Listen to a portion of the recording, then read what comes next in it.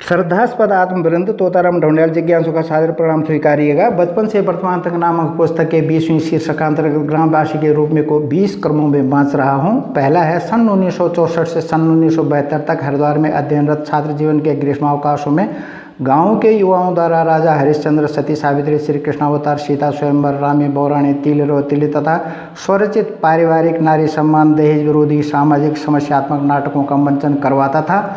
उससे जो आय होती उसे ग्राम पंचायत के कोष में ही जमा करवाता था। स्वयं के लिए एक पाई तक भी नहीं रखी।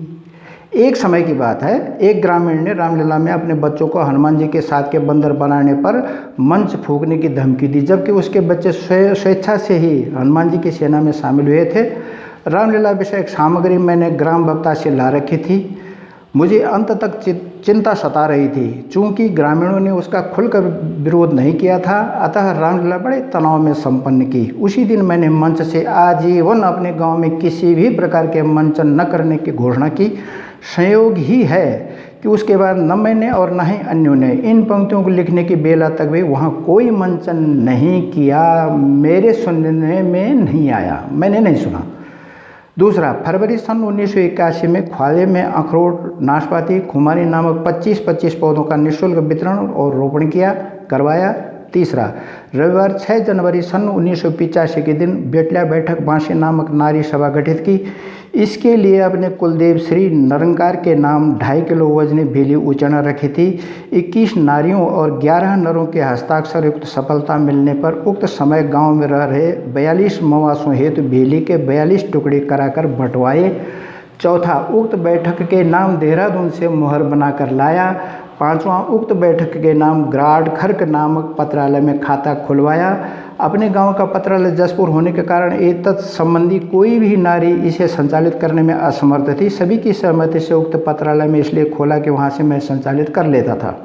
छठा, 3 मई सन 1989 के दिन उक्त बैठक के कोष से ही 1017 रुपये कीमती 22 लीटर क्षमताई हॉकिंस कंपनी का प्रेशर कुकर मद्रास सैनिक कैंटीन से वहां रह रहे अपने गांव के एक सैनिक से मंगवाया।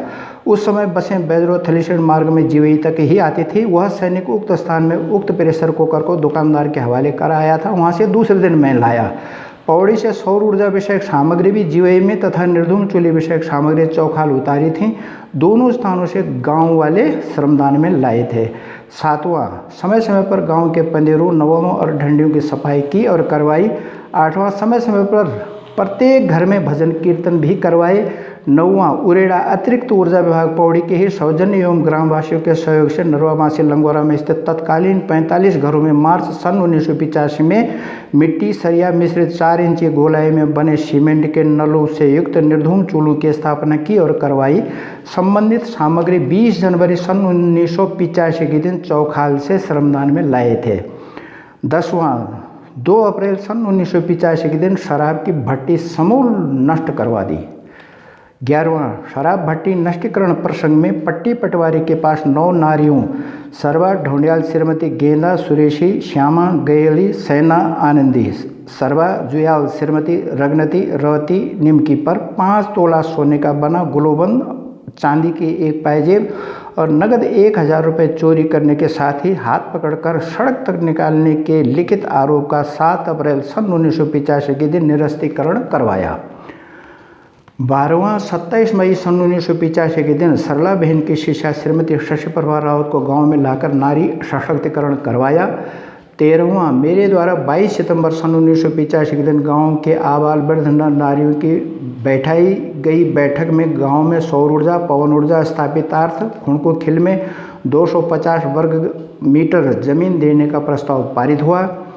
14वां, 1 से 5 दिसंबर सन 1985 तक लक्ष्मी आश्रम कौसानी जिला अल्मोड़ा में आयोजित नारी शिविर में श्रीमती रवती अर्थात राजेश्वरी जुयाल और श्रीमती गणेशी ढोंडियाल को ले गया था।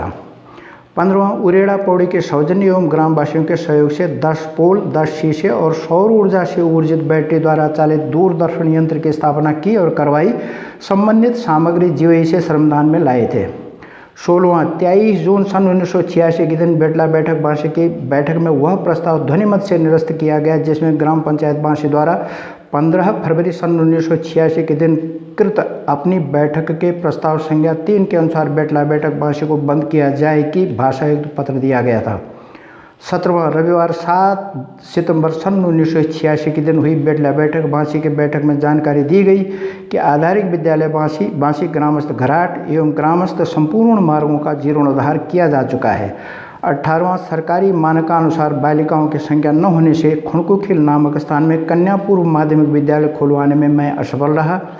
19वां जनवरी सन 1999 में नरवा ढौन गांव के मध्यस्थ ख्याड़ा मंत्रधार घुनगड़ा नामक स्थानस्थ 300 नाली भूमि में तत्कालीन प्रधान की लापरवाही से नवोदय विद्यालय स्थापित करने में असफल रहा।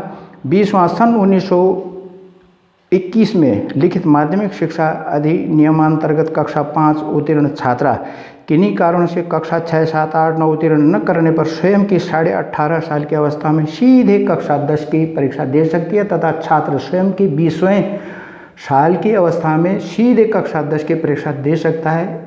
इस नियम के अंतर्गत गांव के एक बच्चे को कक्षा 10 उत्तीर्ण करवाया। ग्राम लंगोरा की 3 बालिकाओं को उभरंखाल से साहित्य रत्न की व्यक्तिगत छात्राओं के रूप में परीक्षा और सफलता दिलाई। अनेक छात्रों को राजकीय इंटरमीडिएट कॉलेज उभरंखालस्थ माध्यमिक परीक्षा केंद्र में समय समय पर तत्कालीन आवश्यक सहायता की।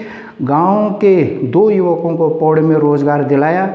स्मरण के लिए कि गांव में कक्षा 5 उत्तीर्ण उपरांत विद्यालय शिक्षार्जनार्थ एवं शिक्षा विभाग में कार्यरतता के कारण पूर्णकालिक रूपेण गांव से बाहर ही रहने के कारण उक्त निर्माण नौकरी के अवकाश काल में ही सुसंपन्न किए और करवाए। सभी कार्यों को संबंधित कार्यालयों में अपनी मित्रता के प्रतिफल में ग्रामीण सहृदयजनों के सामूहिक शारीरिक श्रम से संपन्न किया और करवाया। किसी से भी अनुदान, चंदा, कर्जा कुछ भी नहीं लिया। न मैं पंच था न ही किसी राजनैतिक पदासीन, मात्र अपने दृढ़ इच्छा शक्ति एवं लाभान्वितों के सहयोग से ही कार्य सुसंपन्न किए। प्राणदाता परमात्मा की दुर्वादेणी हुआ, बाग देवी की दुर्वादेणी हुआ, दूब सिमोल्या चांद सिपोल्या तुम भी अपना संस्मरण सुनाया।